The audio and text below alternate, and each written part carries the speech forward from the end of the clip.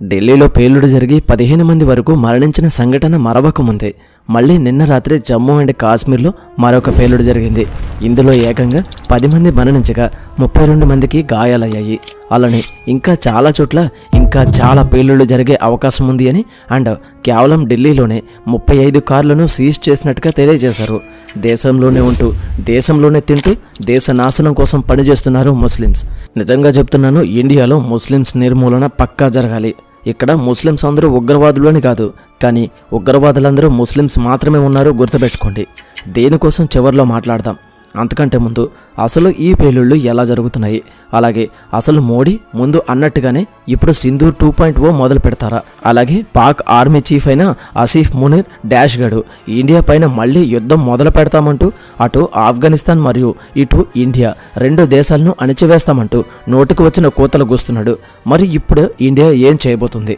పాక్ నిజంగా నిప్పుతో చెలగాటమాడుతుందా? అసలు పాక్ ధైర్యం ఏంటి? ఏం చూసుకుని ఇప్పుడు ఇండియాలో ఇలాంటి ఉగ్రదాడులు చేస్తూ ఇండియా పైన అనుచిత వ్యాఖ్యలు చేస్తుంది? అలానే అసలు ఇండియాలో ఉన్న ముస్లిమ్స్ ఎందుకు ఇలా మారిపోతున్నారు? వీరి బాధ ఏంటి? ఇంకా చాలా విషయాలు ఈ వీడియోలో తెలుసుకుందాం. వీడియో నిజంగా చాలా ఇంట్రెస్టింగ్ అండ్ ఇన్ఫర్మేటివ్గా ఉండబోతుంది. స్కిప్ చేయకుండా చివరి వరకు తప్పకుండా చూడండి. మొన్న ఢిల్లీలో భారీ పేలుడు జరిగి ఎంతోమంది మరణించారు.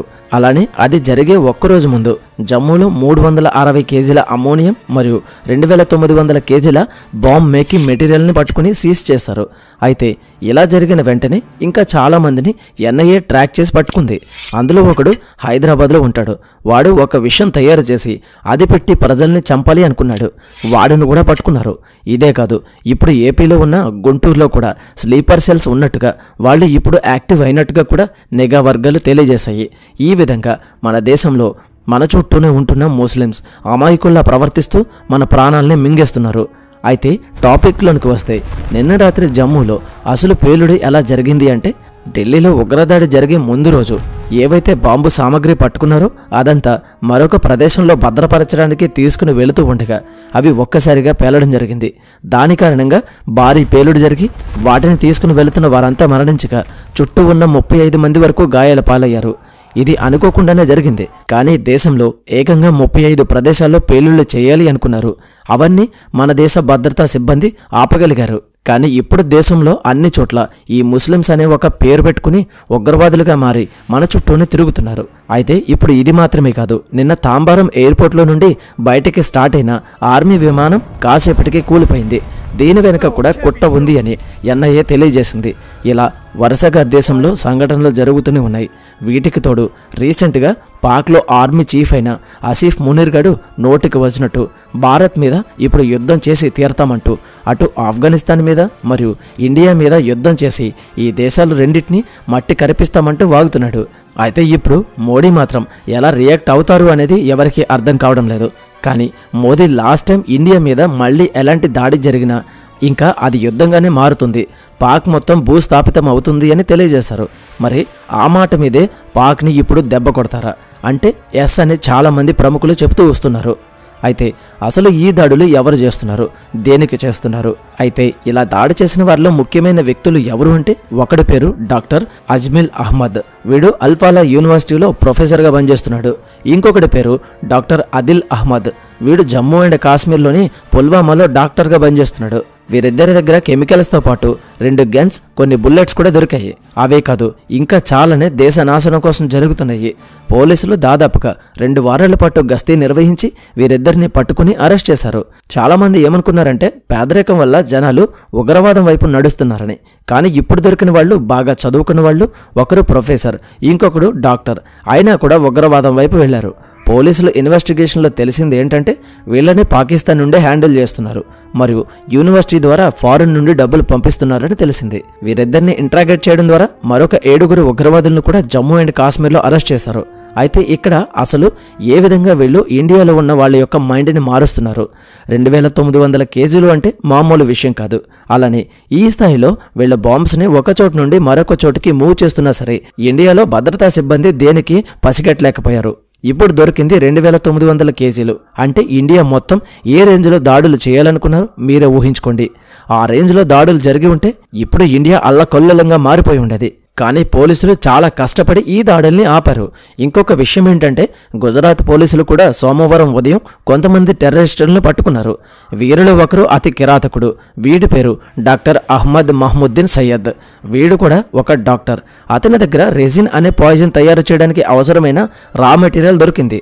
అతన్ని ఇంట్రాగేట్ చేయగా తెలిసింది ఏంటంటే ఈ పాయిజన్ని వాటర్ ట్యాంక్స్లో కలిపి జనాన్ని చంపుదామనుకున్నాడు. అలానే గుడిలో పెట్టే ప్రసాదంలో కూడా కలిపి మనుషుల్ని చంపుదామనుకున్నాడు. ఇతడు ఇంకొక 2 వ్యక్తుల్ని రిక్రూట్ చేసుకుని ముగ్గురు కలిసి లక్నో, ఢిల్లీ, అహ్మదాబాద్, హైదరాబాద్ వెళ్ళి ఎక్కడెక్కడ పాయిజన్ కలపాలో ఆ ప్లేస్ని కూడా సెలెక్ట్ చేసుకుని పెట్టుకున్నారట. అండ్ వీడు పక్కా హైదరాబాద్ వాడు అని కూడా తెలియజేశారు. అలానే వాళ్ళ దగ్గర ఉన్న రా మెటీరియల్ని యూజ్ చేసుకుని రైజన్ పాయిజన్ని తయారు చేసి 2,50,000 మంది వరకు చంపవచ్చని కూడా తెలియజేశారు. పోలీసులు వీడిని పట్టుకోకపోయి ఉంటే ఒక్కసారి ఊహించుకోండి, ఇప్పటికే దేశం శవాల దిబ్బగా మారిపోయి ఉండేది. పోలీసులు అంత పెద్ద సంఘటన జరగకుండా ఆపగలిగారు. ఇంట్రాగేషన్లో ఇంకా చాలా విషయాలు బయటపడుతున్నాయి. ఇండియాలోనే ఈ ముస్లిమ్స్ కొన్ని సంస్థలుగా ఏర్పడి వీరే స్కూల్స్ అండ్ కాలేజెస్ని పెట్టుకుని అందులో విద్య అనేది అడ్డు పెట్టుకుని మన దేశం మీద విషాన్ని కక్కేలా ఎక్కడి నుండే తయారు చేస్తున్నారు. దానికి నిదర్శనం ఇక్కడే పుట్టి ఇక్కడే చదువుకుని డాక్టర్గా అవి ప్రజల ప్రాణాలు కాపాడాల్సిన ఈ ఎదవలు ఈరోజు దేశంలో ఉన్న వారి ప్రాణాలను తీస్తున్నారు.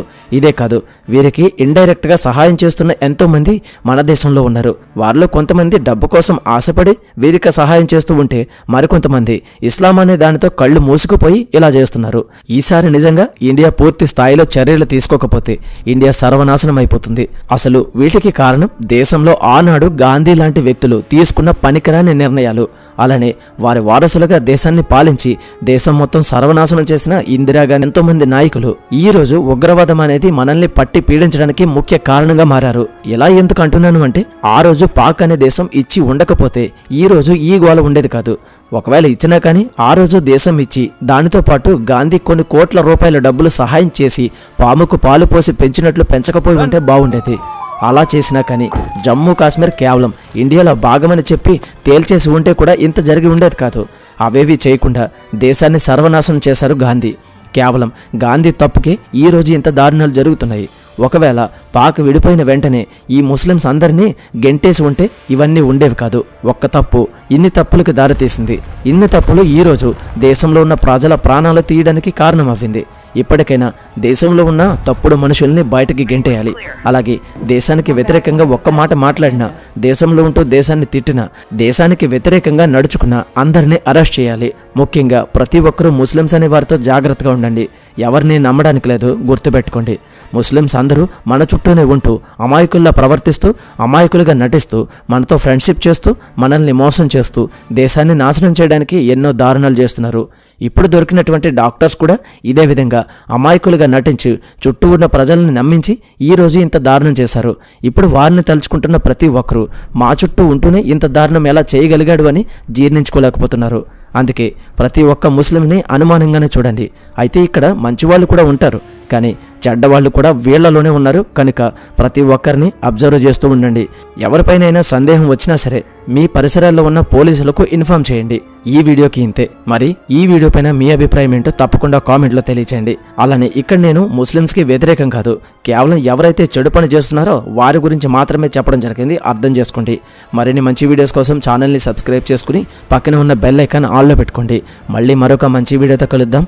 Until then thank you, bye, Jai Hind.